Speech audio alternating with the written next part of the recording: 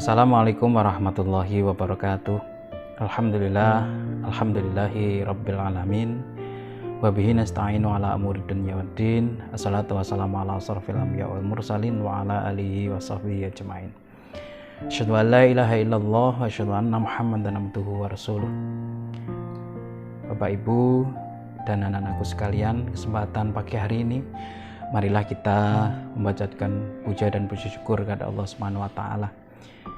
Hingga kesempatan hari ini kita masih diberikan kesempatan oleh Allah untuk menikmati keimanan dan keislaman, untuk menikmati kesehatan, sehingga di tahun ajaran 2020-2021 ini, tepatnya di semester 2, kita bisa melaksanakan pembelajaran seperti biasa. Dalam mengarungi rumah tangga, di sana ada pernikahan, di sana ketika setelah kita menikah tentunya dikarunia ini Allah Subhanahu wa taala keturunan. Dan yang perlu kita ingat bahwa keturunan yang diberikan Allah ini berupa anak itu merupakan amanah yang harus kita jaga. Prinsip daripada amanah itu adalah prinsip titipan. Sehingga di dalam prinsip titipan, apapun yang diberikan Allah kepada kita itu merupakan salah satu tanggung jawab yang nantinya akan kita persembahkan kepada Allah, kepada zat yang menitipkan anak tersebut. Tentunya Allah sebagai pencipta kita, Allah sudah merancang titipan apa yang terbaik untuk kita. Jadi ketika Allah menitipkan seorang anak kepada kita, tentunya Allah sudah mempunyai rencana. Tentunya itu adalah rencana yang terbaik untuk kita di dalam rangka untuk mengarungi kehidupan ini. Bapak Ibu, anak merupakan aset yang luar biasa. Anak merupakan hal yang sangat penting dalam kehidupan orang tua. Sampai-sampai Rasulullah menyampaikan di dalam hadis yang sangat masyhur, yaitu ketika nanti kita mati, maka 3 amal yang tidak akan pernah terputus. Dan salah satunya adalah di mana anak yang soleh, yang senantiasa mendoakan. Nah, Bapak dan Ibu, bagaimana cara mencetak anak yang soleh ini? Nah, inilah yang nanti akan kita coba akan bahas. Bapak dan Ibu sekalian, terkait dengan anak yang soleh, maka Rasulullah Shallallahu Alaihi Wasallam mempunyai konsep. Konsep inilah yang nanti akan kita coba sampaikan kepada kita semuanya di pagi hari ini, sehingga setidaknya kita punya gambaran ketika Allah sudah menitipkan anak kepada kita, maka apa yang harus kita kerjakan sehingga anak tersebut menjadi anak yang soleh sesuai dengan harapan kita semuanya. Bapak dan Ibu, anak yang soleh itu yang perlu kita ketahui bahwa anak yang soleh itu bukan anak yang kaya, bukan anak yang pinter, bukan anak yang jenius, bukan anak yang mempunyai bakat yang luar biasa, bukan. Tetapi anak yang soleh itu adalah anak yang nantinya akan bisa mendoakan orang tuanya. Itu yang pertama. Yang kedua, anak yang nantinya akan berbakti kepada orang tua. Nah, inilah anak-anak yang disebut dengan anak-anak yang soleh. Sekarang Bapak Ibu, yang perlu kita ketahui bersama bahwa di era yang sekarang ini banyak anak-anak yang sekarang adalah anak-anak yang berprestasi, anak-anak yang mempunyai kecerdasan yang luar biasa. Mereka dalam usia muda sudah mempunyai kekayaan yang luar biasa, mempunyai mobil, mempunyai jabatan, mempunyai segala sesuatu yang sifatnya keduniawian, tetapi mereka, Masya Allah, tidak mau memperhatikan kehidupan orang tua. Mereka sudah lalai dengan ibadahnya kepada Allah Subhanahu wa taala. Nah, inilah tanda-tanda anak yang tidak soleh.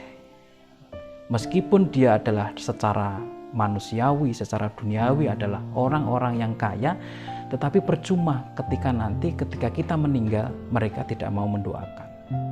Nah, Bapak dan Ibu, dalam hal ini ketika kita akan merencanakan untuk mempunyai keturunan, maka ada beberapa hal yang perlu kita perhatikan. Ketika anak itu sudah lahir, maka ada beberapa hak yang harus kita berikan kepada anak. Hak yang pertama adalah memberi nama. Bapak dan Ibu, nama merupakan tidak hanya sekedar panggilan. Dalam Islam, nama adalah doa.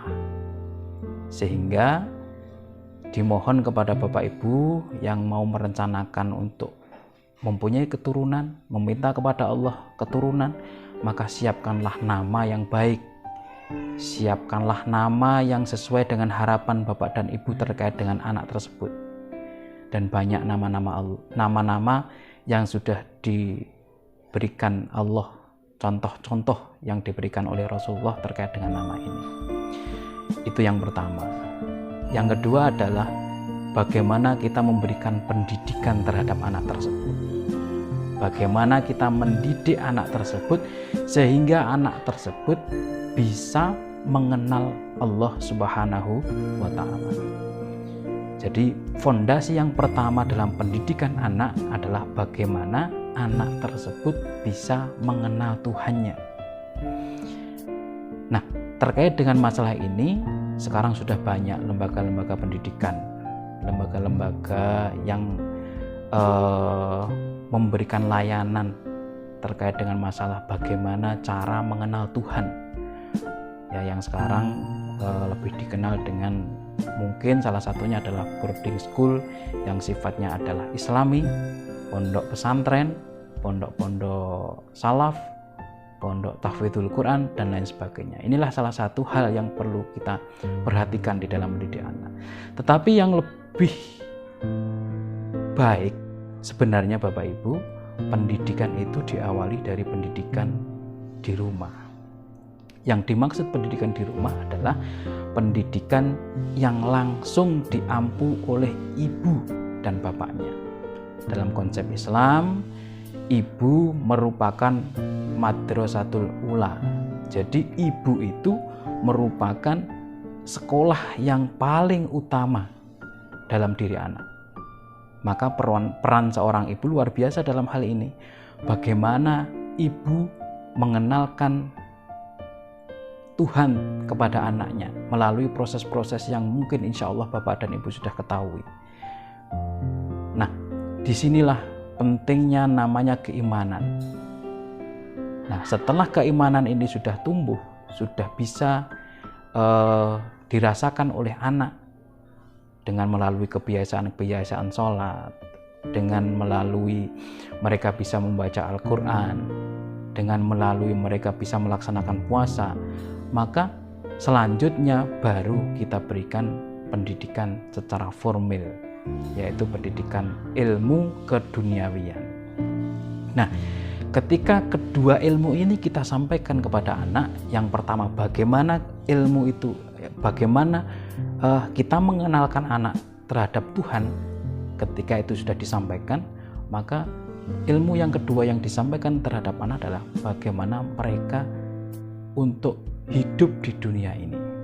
Nah, ketika kedua ilmu itu sudah diperoleh anak, insya Allah kehidupan mereka akan menunjang daripada prinsip anak yang soleh tadi.